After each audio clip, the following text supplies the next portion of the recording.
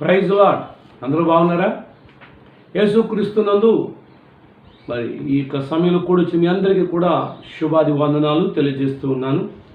మరొకసారి పరిశుద్ధ గ్రంథంలో ఒక వాక్యాన్ని మనం చదివి ధ్యానం చేసుకుందాం. కొలసీయులకు రాసిన పత్రిక 3వ అధ్యాయం 16వ వచనాన్ని చదువుకుందాం. కొలసీయులకు రాసిన పత్రిక 3వ అధ్యాయం 16వ వచనాన్ని అందరూ కూడా చూసుకుందామండి. సంగీతములతోనూ కీర్తనలతోనూ ఆత్మ సంబంధమైన పద్యములతోనూ ఒకని ఒకడు బోధించుచు బుద్ధి చెప్పుచు కృపాసహితముగా మీ హృదయములలో దేవుని గూర్చి గానము చేయుచు సమస్త విధములైన జ్ఞానముతో క్రీస్తు వాక్యము మీలో సమృద్ధిగా నివసింపనీయుడి. పరిశుద్ధుడైన తండ్రి, ప్రేమగల మా ప్రభువా, నీకు వందనాలు, స్తోత్రాలు.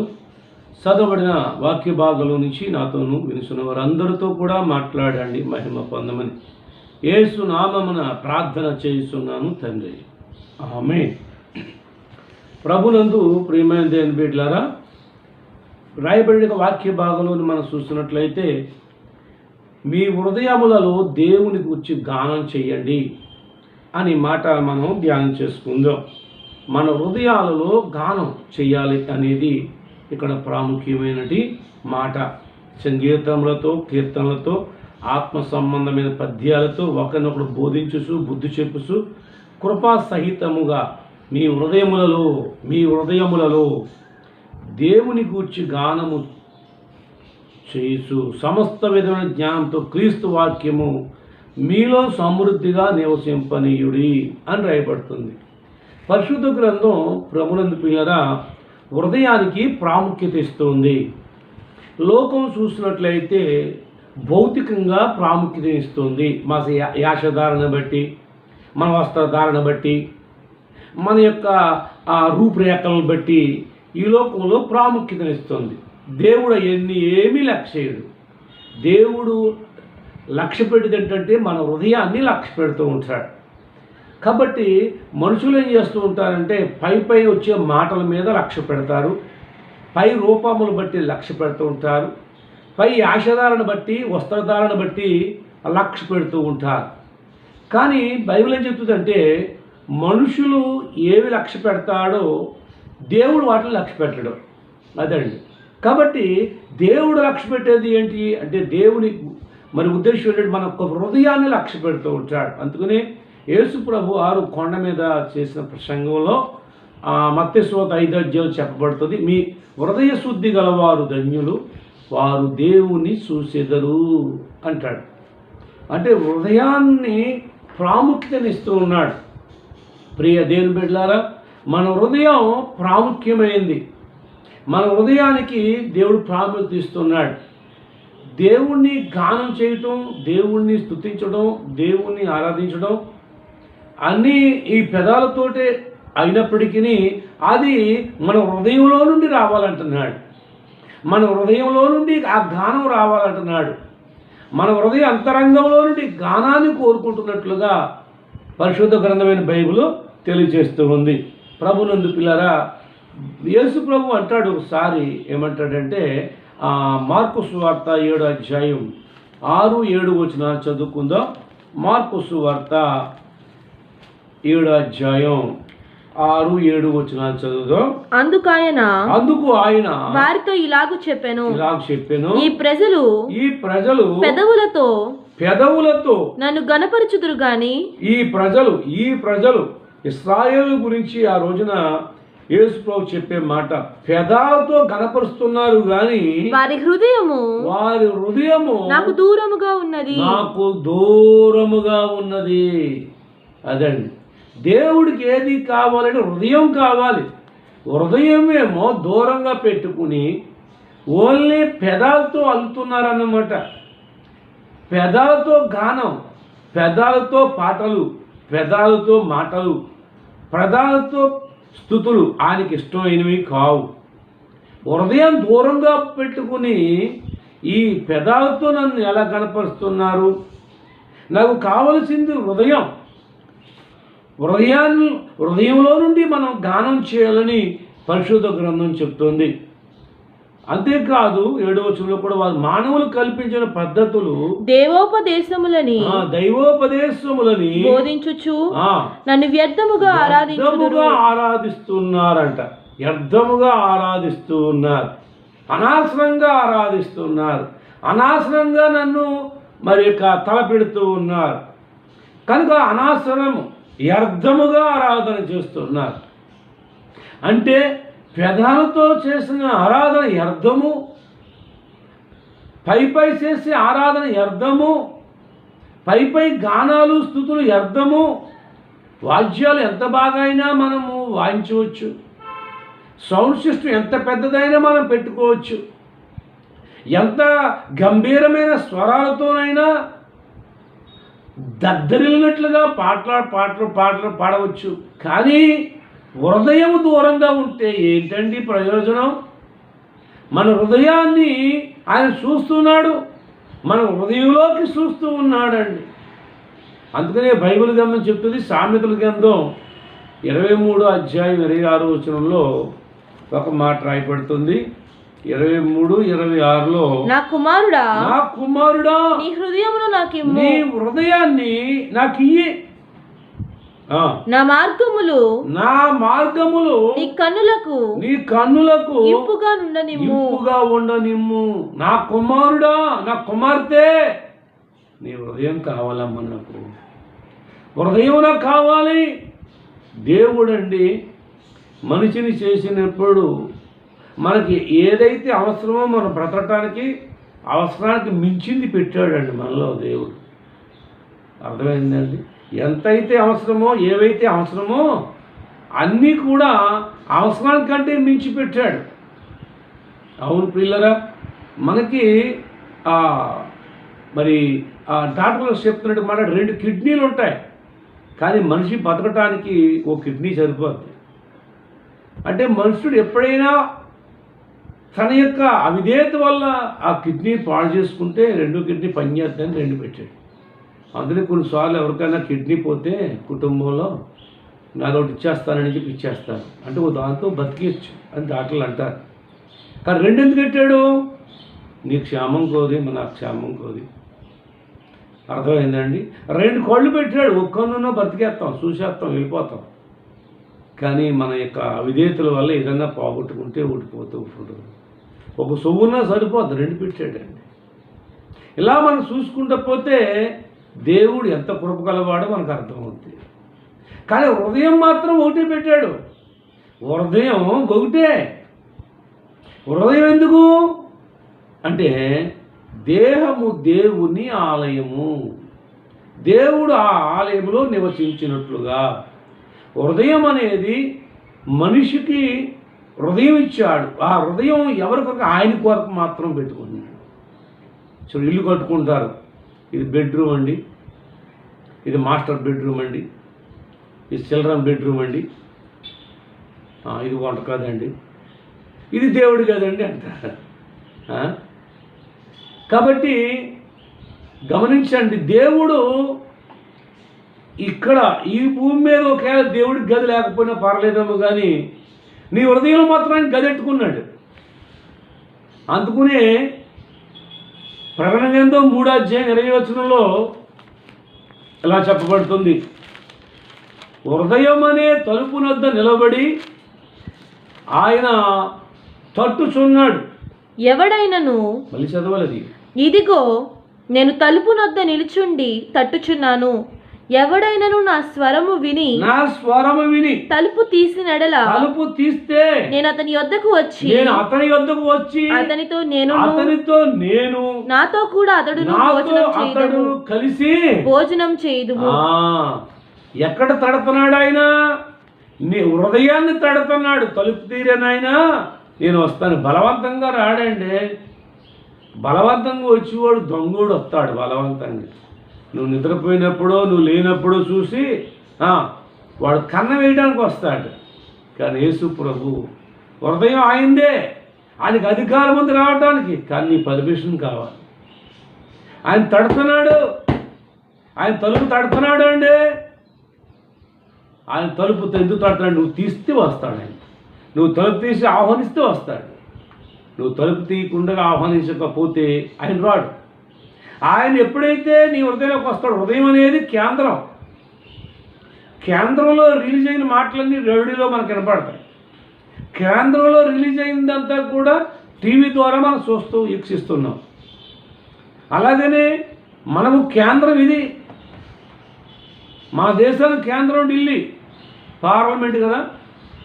అలాగనే మన మనిషికి దేవుడు కేంద్రం హృదయాన్ని పెట్టాడు. ఆ కేంద్రంలో ఏది రిలీజ్ అవుద్దో అదే మొత్తం అంతా కూడా ప్రకటింపబడుద్ది. అలాగనే ఆ కేంద్రంలో ప్రభువు ఉండటానికి దేవుడు హృదయాన్ని పెట్టాడు. ఆ హృదయంలో ప్రభు ఉంటే నువ్వు సరైన మార్గంలో నడుస్తావు. ఎక్సలెంట్ అవ్వదు. అవునండి, నీవు నడవలసిన రీతిగా నడిపిస్తూ ఉంటాడు. నీవు ఎక్కడ నిలబడాలో ఎక్కడ నిలబడకూడదు, ఎక్కడ కూర్చోవాలో ఎక్కడ కూర్చోకూడదు, ఎక్కడ ఉండాలో ఎక్కడ ఉండకూడదు, ఏం చేయాలో ఏం చేయకూడదు, ఏం తినాలో ఏం తినకూడదు, ఏం మాట్లాడాలి ఏం చూడాలో ఏం చూడకూడదు. ఈ కేంద్రంలో ప్రభు ఉంటే నిన్ను సరైన మార్గంలో నడిపిస్తాడు. ఆశీర్వాదకరమైన మార్గంలో నడిపిస్తాడు. మేలుకరమైన మార్గంలో నడిపిస్తాడు. పచ్చిక బయలు ఎద్దుకు నేను నడిపిస్తూ ఉంటాడు. శాంతికరమైన జలముల ఎద్దుకు నేను నడిపిస్తూ ఉంటాడు. దేవుడు నీకు తోడుగా ఉంటాడు. అలా నీకు ఉండాలని దేవుడు హృదయాన్ని పెట్టాడు. మరి హృదయంలో యేసు ప్రభు ఆహ్వానిస్తే ఆయన ఉంటే నీకు క్షేమం. ఆయన లేకపోతే సాతాను కూర్చుంటాడు అక్కడ. వాడు తలంపులు చెడు తలంపులు, వాడు తలంపులు చెడు ఆలోచనలు, వాడి అన్నీ కూడా చెడు బుద్ధులు అవి నీకు ప్రేరేపిస్తూ ఉంటాడు. ఆయన నీకు రేకెత్తిస్తూ ఉంటాడు. ఆ విధంగా నేను నాశనం చేయటానికి నడిపిస్తూ ఉంటాడు. అవునండి, ఈ కేంద్రంలో దేవుడు ఉండాలి. ఈ కేంద్రంలో దేవుడు ఉన్నప్పుడు, ఈ కేంద్రంలో ప్రభు ఉన్నప్పుడు నువ్వు సరైనగా నువ్వు నడిపించబడతావు. అందుకని బైబిల్ దేవుడు అడుగుతున్నాడు, తలుపు హృదయం అనే తలుపు దగ్గర నిలబడి తడుతున్నాడు. నువ్వు తలుపు తీస్తే నీలోకి వచ్చి నీతో కలిసి భోజనం చేయాలనుకుంటున్నాడట. కాబట్టి ప్రియ దేవుని బిడ్డలారా, దేవుడు కావలసింది ఏంటంటే హృదయం. కనుక మనం స్తుతించినా, ప్రార్థించినా, ఆరాధించినా, ఏది చేసినా హృదయంలో నుండి మనం గానం చేయాలి. హృదయంలో నుంచి రావాలి, పెదాల నుంచి కాదు. అవునండి, ఒక్కొక్కరు అంటారు కదా, పైన పెదాలతో మాట్లాడుతున్నారండి, హృదయం నుంచి వచ్చిన మాట కాదండి అంటారు. హృదయంలో నుంచి రాకపోతే అది ఇష్టం లేనిదనమాట, అయిష్టమైంది. పెదాల మీద నుంచి వచ్చేది ఏంటంటే కొన్నిసార్లు ఏమంటారంటే, ఎవరైనా చుట్టాలింటికి వచ్చినప్పుడు మరి వెళ్తామండి అంటారు. ఉండండి, ఉండకపోయారు వాళ్ళకి అంటారు. కానీ హృదయం నుంచి వచ్చినట్టు కాదు, అర్థమైపోద్ది వాళ్ళకి. అది పెదవాళ్ళ నుంచి వచ్చిందే, అది హృదయం నుంచి వచ్చిందే ఎలా కూడా తెలుసా? నువ్వు వెళ్తానని బలవంతం చేస్తారు వాళ్ళు. లేదండి కనీసం మరి ఈరోజు ఉండాలండి అని హృదయంలోంచి వచ్చినట్టు ఆ మాటకు ఎవరైనా సరే కట్టుబడిపోతారండి. ఆ ప్రేమను కాదని వెళ్ళలేదు, కానీ పెదాల నుంచి వచ్చింది. ఉండమంటే వెళ్ళిపోమన్నట్టుగా అర్థమవుతూ ఉంటుందండి, చేత ఉండరు, అర్థమైంది. అలాగే దేవుడు కూడా ఏం కావాలంటే దేవుడు హృదయాన్ని కావాలి, హృదయ అంతరంగంలో నుంచి రావాలి. ఆయనను గానం చేస్తూ స్తుతించడం. కనుక దేవుడు పై రూపం లక్ష్య పెట్టాడండి. ఒకసారి ఏం జరిగిందంటే, దేవుడు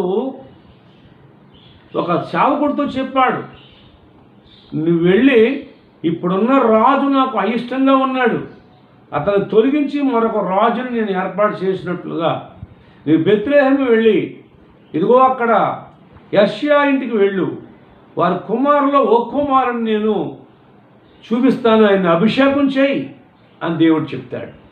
సరే కాదని చెప్పి ఆ సేవకుడు దేవుడు చెప్పినట్టు యొక్క ఆ ఇంటికి, ఆ యెషయా అనబడుతున్నాడికి ఆ ఇంటికి వచ్చేసాడు.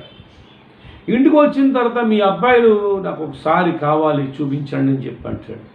పెద్ద బాబుని పిలుస్తాడు.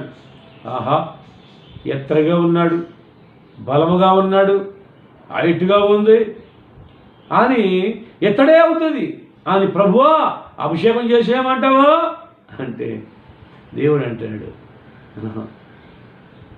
పక్కకు పెట్టు. రెండోడు వస్తాడు, అభిషేకం చేసేయమంటావా? మూడోడు వస్తాడు, అభిషేకం చేసేయమంటావా? ఒకటి వెనకాల ఒకడు 6 వస్తారండి.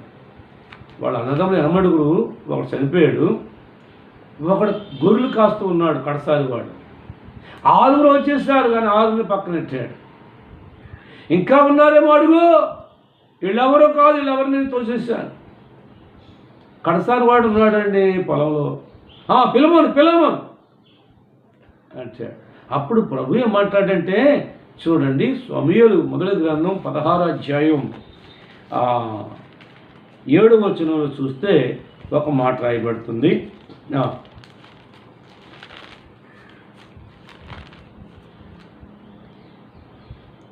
అయితే యెహోవా సమూయేలుతో ఇలాగు సెలవిచ్చాడట, అతని రూపమును అతని ఎత్తును లక్ష్య పెట్టొద్దు. అతని రూపాన్ని లక్ష్య పెట్టొద్దు, ఎత్తును లక్ష్య పెట్టొద్దు. ఈ లోకంలో ఏది లక్ష్య పెడతారు? రూపాన్ని లక్ష్య పెడతారు, వారి బలాన్ని లక్ష్య పెడతారు. అవన్నీ లక్ష్య పెట్టవద్దు. మనుషులు లక్ష్య పెట్టు వాటిని యెహోవా లక్ష్య పెట్టడు, దేవుడు లక్ష్య పెట్టాడు. నేను అతని త్రోసివేసి మనుషులు పై రూపమును లక్ష్య పెట్టుదురు గాని, పై రూపాన్ని లక్ష్య పెడతారు గాని యెహోవా దేవుడైన యెహోవా హృదయమును లక్ష్య పెట్టును. అదండి, మనుషులు లక్ష్య పెట్టి వాటిని దేవుడు లక్ష్య పెట్టడండి. గమనించారా? మనుషులు పై వ్యాసాన్ని, పై రూపాన్ని చూస్తారు, పై ఉన్నటువంటి యొక్క ఆ ఆడంబరాన్ని చూస్తూ ఉంటారు. కానీ దేవుడు హృదయాన్ని చూస్తూ వాడండి. మనుషులు లక్ష్య పెట్టి వేటిని దేవుడు లక్ష్య పెట్టాడు, వాటిని త్రోసివేశాను అన్నాడు, వాటిని పక్కకు గెంటేసాను అన్నాడండి. దేవుడు హృదయాన్ని లక్ష్య పెట్టేవాడు. కనుకనే మన హృదయము ఆయన దృష్టిలో ఎప్పుడు యథార్థంగా ఉండాలి. మన హృదయము చూస్తూ ఉన్నాడని నువ్వు గ్రహించాలి. కనుకనే బైబిల్ చెప్తుంది, హృదయము అన్నిటికంటే మోసకరమైనది, ఘోరమైన వ్యాధి అన్నాడు ఇర్మియా. మోసకరమైందంటే ఘోరమైన వ్యాధి అంటే మన హృదయం మనల్నే మోసం చేస్తుంది కొన్నిసార్లు. అయితే మన హృదయం మన యాండవారులో ఉంటే, మన ఆదిలో ఉంటే అది మనల్ని మోసం చేస్తుంది. కనుక ఈ హృదయము ఆయన యాండవారులోకి ఉండాలి. ఈ హృదయాన్ని ఆయనకి అర్పించాలి. కనుకనే ఈ హృదయం ఆయనకి అప్పగించాలి అంటే ప్రభునందు పిల్లరా, ఈ హృదయంలో ఆయన్ని ఆహ్వానించాలి. ఈ హృదయంలోకి ఆయన ఆహ్వానించినప్పుడు, ఈ హృదయంలో ఆయన ఉన్నప్పుడు ప్రభునందు పిల్లరా, అప్పుడు ఆయన మనల్ని యథార్థమైన రీతిలో నడిపిస్తాడు, యథార్థమైన మార్గంలో నడిపిస్తూ ఉంటాడని బైబిల్ చెప్తోంది. చూడండి, దినవృత్తాంతములు 2వ గ్రంథం 16వ అధ్యాయం 9వ వచనాన్ని చదువుదాం. దినవృత్తాంతములు 16వ అధ్యాయం 2వ దినవృత్తాంతముల గ్రంథం. ఆసా యెహోవా మందిరమందును రాజనగరునందును. దినవృత్తాంతములు 2వ గ్రంథం 16:9 తన ఎడల యథార్థ హృదయము గలవారిని బలపరచుటకై. ఎవరిని బలపరుస్తాడట? తన ఎడల, దేవుని ఎడల యథార్థ హృదయము గలవారిని బలపరచుటకై యెహోవా కనుదృష్టి లోకమంతటా సంచారము చేయుచున్నది. యథార్థ హృదయము ఎవరైతే కలిగి ఉన్నారో వారిని బలపడటానికే దేవుని కన్నులు నీ మీద దృష్టి నిలిపి ఉన్నాడు. యథార్థవంతులను బలపడటానికి ఆయన కన్నులు, లోకములో ఏ కులం వైపు చూడవు ఆయన కన్నులు, మత వైపు చూడవు ఆయన కన్నులు, హెచ్చు తగ్గుల వైపు చూడవు ఆయన కన్నులు. గమనించండి, యథార్థ హృదయం ఎవరికైతే ఉందో, యథార్థ హృదయులను ఆయన తప్పకుండా బలపరుచు దేవుడండి. ఆయన యథార్థమైన హృదయం గలవారిని ఆయన బలపరుచు వాడని బైబిల్ చెప్తోంది. కాబట్టి ఆ యథార్థమైన హృదయం కలిగిన వారుగా ఉండాలంటే యేసు ప్రభుని ఆ హృదయంలోకి మనము ఆహ్వానించాలి. చూడండి, చాలాసార్లు మనుషులు ఏం చేస్తూ ఉంటారంటే, యెషయా గ్రంథం 29వ అధ్యాయం 13వ వచనం చదువుదామండి. వాడు చక్కని మాట చెప్తున్నాడు. 29:13 ప్రభువు ఇలాగు సెలవిచ్చి ఉన్నాడు, ఇలాగు సెలవిచ్చుచున్నాడు, ఈ ప్రజలు నోటి మాటతో నా యొద్దకు వచ్చుచున్నారు. ఎలాగొస్తున్నారంట? ఏమండి? మంచి హృదయంతో కాదు, ఏమండి, నోటి మాటతో వస్తున్నారట. పెదవులతో నన్ను గనపరుచుచున్నారు గాని అంటాడు. పెదాలతో కనపరుస్తూ ఉన్నారు. జీవము గల దేవుడికి, సృష్టికర్త అయిన ప్రభువుకి ఇది ఇష్టం కాదు. పెదాలతో పొగడతలు, పెదాలతో యొక్క మాటలు, పెదాల యొక్క భక్తి ఆయనకి ఇష్టం కాదు. పెదాములతో నన్ను గనపరుచుచున్నారు గాని తమ హృదయమును నాకు దూరము చేసుకొని ఉన్నారు. హృదయం మాత్రం నీకునైనా మా హృదయం నీకు దూరంగానే ఉంటుంది. మా హృదయం దూరంగానే ఉంచుకుంటాం. దూరం చేసుకుని వారు నా ఎడల చూపు భయభక్తులు మానవుల విధులను బట్టి వారు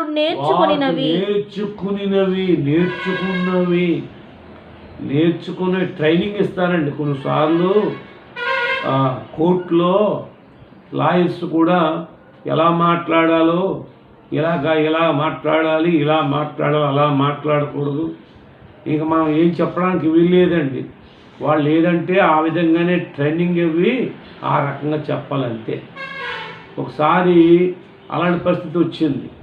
నేను అలా చెప్పను, ఇలాగే జరిగింది కాబట్టి ఇలాగే చెప్తానంటే మా సహోదరుడు అవుతాడు. ఆయన అంటాడు కదా, నిజాన్ని నిజంగా నిరూపించాలన్నా అబద్ధాలు ఆడాలన్నాడు. అక్కడ నిజాన్నంట నిజంగా నిరూపించాలన్నా దానికోసం అబద్ధాలు ఆడాలి తప్ప, అబద్ధం ఆడకపోతే నిజంగా అక్కడ తీర్పుకు రాదు అంటాడు. నాకు ఆశ్చర్యం అయిందండి.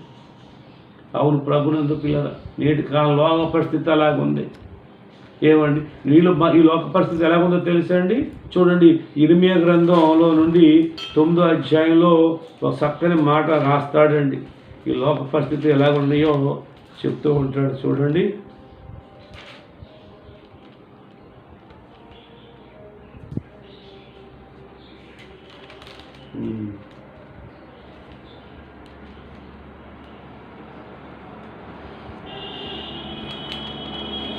నాలుగో వచనం చదువుదాం. 29వ అధ్యాయం 4వ వచనం 5వ వచనం చదువుదాం. మీలో ప్రతివాడును తన పొరుగువాని విషయమై జాగ్రత్తగా ఉండాలి. ఏ సహోదరునైనను నమ్మకుడి. నిజముగా ప్రతి సహోదరుడును తంత్రగొట్టయి తన సహోదరుని కొంపముంచేస్తున్నారట. ప్రతి పొరుగువాడును కొండెములు చెప్పుటకై తిరుగులాడుచున్నారటండి. సత్యము పలుకక ప్రతివాడు తన పొరుగు వానిని వంచించును. అబద్ధములాడుట తమ నాలుకలకు అభ్యాసము చేసి ఉన్నారు.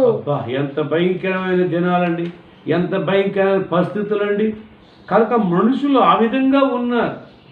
అయితే బైబిల్ ఏం చెప్తుందంటే, ప్రభునందు పిల్లరా, చాలా చక్కని మాట చెప్తుంది. చూడండి, యోబు గ్రంథం 2వ అధ్యాయం 9వ వచనం చదవండి. యోబు గ్రంథము 2వ అధ్యాయము 9వ వచనం చదువుదాం. అతని భార్య వచ్చి, నీవు ఇంకను యథార్థతను వదలవా? దేవుని దూషించి మరణము కమ్మనేను. భార్య వచ్చి భర్తతో చెప్తుంది, ఇంకెందుకయ్యా యథార్థత అన్నావు, అన్నీ పోయాయి. యథార్థత అన్నావు, ఏంటి జరిగింది? యథార్థత విడిచిపెట్టాయి, మనకు యథార్థత వద్దు, దేవుని దూషించే చచ్చిపో అని తన భార్య అంటుందండి. అతను అంటాడు, మూర్ఖురాలు మాట్లాడినట్లు నువ్వు మాట్లాడుతున్నావు. మనం దేవుని వల్ల మేలు అనుభవించదుమా, కీడును మనం అనుభవింప తగదా నేను. ఈ సంగతులలో ఏ విషయం అందును యోబు నోటి మాటతోనైనను పాపము చేయలేదు. అది అంటుంది, యథార్థత విడిచిపెట్టే ఈ లోకం కూడా అంటుందండి, నువ్వు యథార్థత అంటే ఏమీ మిగలదమ్మా నీకు అని అంటారు. యథార్థత అంటే చాలా కష్టం ఈ లోకంలో అంటారు. కష్టమైనా పర్లేదు, నష్టమైనా పర్లేదు, కానీ దేవుడు నీతో ఉంటాడు. దేవుడు నిన్ను బట్టి ఆనందిస్తూ ఉంటాడు, నిన్ను బట్టి ఆయన సంతోషిస్తూ ఉంటాడు, నిన్ను బట్టి ఆయన సాక్ష్యం చెప్తూ ఉంటాడు. నీ ఆరాధన, నీ గానం ఆయనకి ఎంతో ప్రీతికరంగా ఉంటుంది. చూడండి, కొరింథీయులకు రాసిన మొదటి పత్రిక 4వ అధ్యాయం 15వ వచనం చదువుదాం. 4:15 చదువుదాం. తర్వాత ఒక వాక్యం చదువుకుని ముగించుకోవచ్చు. ఫస్ట్ కొరింథీ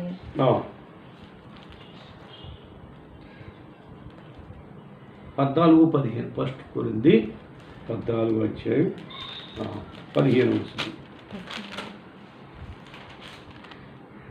కాబట్టి ఆత్మతో ప్రార్థన చేతును మనస్సుతోను ప్రార్థన చేతును ఆత్మతో పాడుదును మనస్సుతోను పాడుదును కూడా పాడుతాను. అబ్బా, ఎంత చక్కగా చెప్తున్నాడండి పౌలు గారు. ఆత్మతో ప్రార్థన చేస్తాడంట, మనసుతో ప్రార్థన చేస్తాడు. ఆత్మతో పాడతాడంట, మనసుతోనూ పాడతాడంట. అవునండి, మన పాట మన హృదయంలోంచి వచ్చే గానమయ్యి ఉండాలండి. చూడండి, యోహాను సువార్త 4వ అధ్యాయం 23వ వచనాన్ని చదువుకుని ముగించుకోవచ్చు. 4:23. అయితే యథార్థముగా ఆరాధించువారు ఆత్మతోను సత్యముతోను తండ్రిని ఆరాధించు కాలము వచ్చుచున్నది. అది ఇప్పుడును వచ్చేయున్నది. తన్ను ఆరాధించువారు అట్టివారే కావాలని తండ్రి కోరుచున్నాడు. ఇలాంటి వాళ్ళ కావాలి. పేదాలతో ఆరాధించు వాళ్ళు నాకు వద్దు, పేదాలతో సేవించు వాళ్ళు నాకు వద్దు. ఇదిగో యథార్థముగా ఆరాధించువారు, ఆత్మతో సత్యముతో ఆరాధించువారై ఉండాలి. వాళ్ళు హృదయంలో నుండి గానం చేయాలి, ఆత్మతో గానం చేయాలి, సత్యములో నన్ను ఆరాధించాలి. చివరిగా మనం ప్రారంభోత్సవాన్ని చూసుకుని ముగించుకోవచ్చు. కొలచి రాసిన పత్రిక 3:16 చదువుదామా. సంగీతములతోను కీర్తనలతోను ఆత్మ సంబంధమైన పద్యములతోను ఒకనికి ఒకడు బోధించుచు బుద్ధి చెప్పుచు కృపా సహితముగా మీ హృదయములలో దేవుని గూర్చి గానం చేయుచు. దేవుని గూర్చి గానం చేయండి. మీ హృదయాలలో, మన హృదయాలలో దేవుని గూర్చి గానం చేయాలి అంటే మన హృదయం అంతా క్రీస్తు వాక్యముతో నివసింపాలి, నిండిపోవాలని బైబిల్ చెప్తుంది. ఇక్కడ మన హృదయాలతో, మీ హృదయాలలో దేవుని గురించి గానం చేయొచ్చు. సమస్త విధములైన జ్ఞానముతో క్రీస్తు వాక్యము మీలో సమృద్ధిగా నివసింపనీయుడి. మనలో దేవుని వాక్యం సమృద్ధిగా నివసింపనీయాలి. ప్రతి దినము వాక్యాన్ని చదవాలి, ఈ వాక్యాన్ని ధ్యానం చేయాలి, ఈ వాక్యంతో నింపుకోవాలి మన హృదయాలను. అప్పుడు మన హృదయాల్లో నుండి గానం వస్తుంది, స్తుతి వస్తుంది, ఆరాధన వస్తుంది. అది దేవునికి ఇంపైనటి ఆరాధనగా ఉంటుందండి, ఇంపైన గానముగా ఉంటుంది. మన హృదయములలో నుండి వచ్చే గానం కావాలి, మన హృదయం నుంచి వచ్చే స్తుతి కావాలి ఆయనకి. మన హృదయాలలో నుండి అలాంటి స్తుతి గానము రావాలంటే మన హృదయము నిండా వాక్యము నింపుకోవాలి.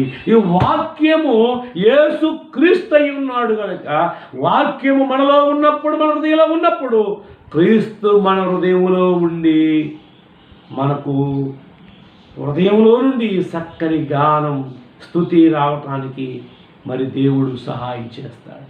కాబట్టి అది దేవుడికి ఇష్టమైనది కనుకనే ప్రియమైన దేవుని బిడ్డలారా, మన హృదయాలలో ఆయనకు గానం చేయాలి. హృదయం అందుకుని హృదయము అనేది దేవుడు కోరుకుంటున్నాడు. హృదయ శుద్ధి గలవారు ధన్యులు, వారు దేవుని చూస్తారు అంటున్నాడండి. కాబట్టి ప్రభునందు ప్రియమైన దేవుని బిడ్డలారా, మరి మనం హృదయంలో నుండి ఆయన్ని ఆరాధించాలి. మన ఆరాధన హృదయంలో నుండి రావాలి. మన పాటలు హృదయంలో నుంచి రావాలి. మన స్తుతులు హృదయంలో నుంచి రావాలి. మన కీర్తన హృదయంలో నుంచి రావాలి. పెదాల నుంచి వచ్చేది నాకు వద్దు. హృదయం దూరంగా పెట్టుకుని నీ పెదాలతో వచ్చిన ఆ పాటలు, ఆ గానం, ఆ కీర్తన నాకు వద్దు. లోకానికి ఎంత ఇంపుగా ఉండొచ్చు, కానీ నాకు కంపుగా ఉంటుంది అంటాడు ఆయన. హృదయం నుంచి రాకపోతే, పెదాలు పై నుంచే వస్తే, అది ఎన్ని రకాల వాద్యాలు వాయించినా, ఎంత మధురంగా పాటలు పాడినా ఆయనకి కంపుగా ఉంటుంది. కానీ ఆయనకు ఇంపుగా ఉండాలి అంటే మన హృదయ అంతరంగంలో నుండి ఆయన్ని గానం చేద్దాం. మన హృదయాలలో నుండి ఆయన స్తుతిద్దాం. అట్టి కృప దేవుడు మనకందరికీ దయచేయుగాక. పరిశుద్ధుడైన తండ్రి, ప్రేమ కలిగిన తండ్రి, వందనాలు స్తోత్రాలు. ఎత్తబడిన వాక్యం ఫలింప చేయండి. విన్న బిడ్డలందరినీ దీవించి ఆశీర్వదించమని యేసు నామమున ప్రార్థిస్తూ ఉన్నాను తండ్రి. ఆమేన్. God bless you.